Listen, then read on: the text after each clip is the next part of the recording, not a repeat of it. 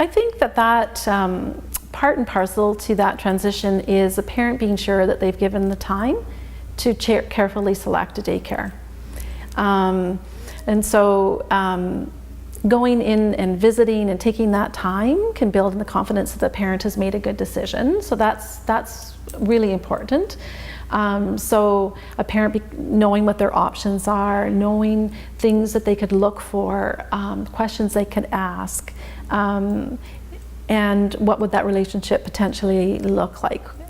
How do they see their child fitting into this environment with this particular philosophy and group setting?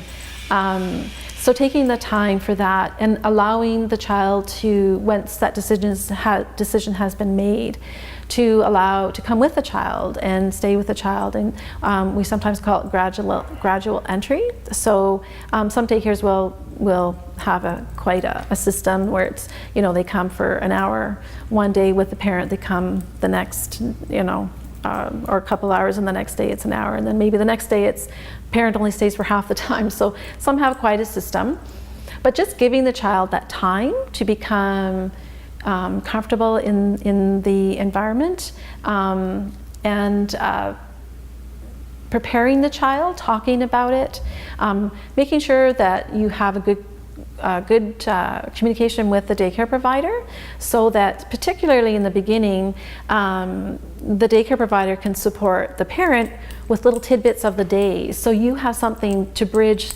that home and daycare, so you can talk about what happened in the day and that type of thing. That helps. And a daycare should have predictable routines, so a child can transition fairly smoothly when they know they can expect at this time I'm doing this and at this time I'm doing this. And a daycare can support that, and in a variety of different ways. Some use pictures and they can show a child, but also to be flexible, right? So you don't want it to be so regimented, but to have some flexibility in there as well.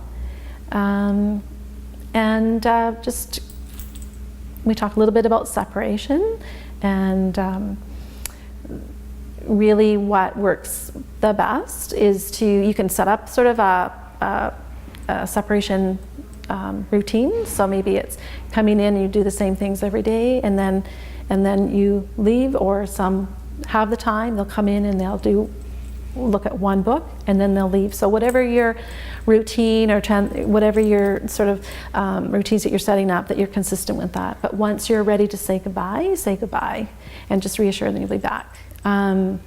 And sometimes there's a period of transition where that separation is hard, and it really depends on the age and where the child is at developmentally as well, whether that separation anxiety is going to be more prominent or not. But most daycare providers are prepared for that. And so, yeah. And I think preparing a child is not over-preparing them, because sometimes if you over-prepare them, you can actually build on the anxiety. Like, you already told me that 3 times, and now you're 4, 5, 6. So I'm starting to think that I should feel nervous about this.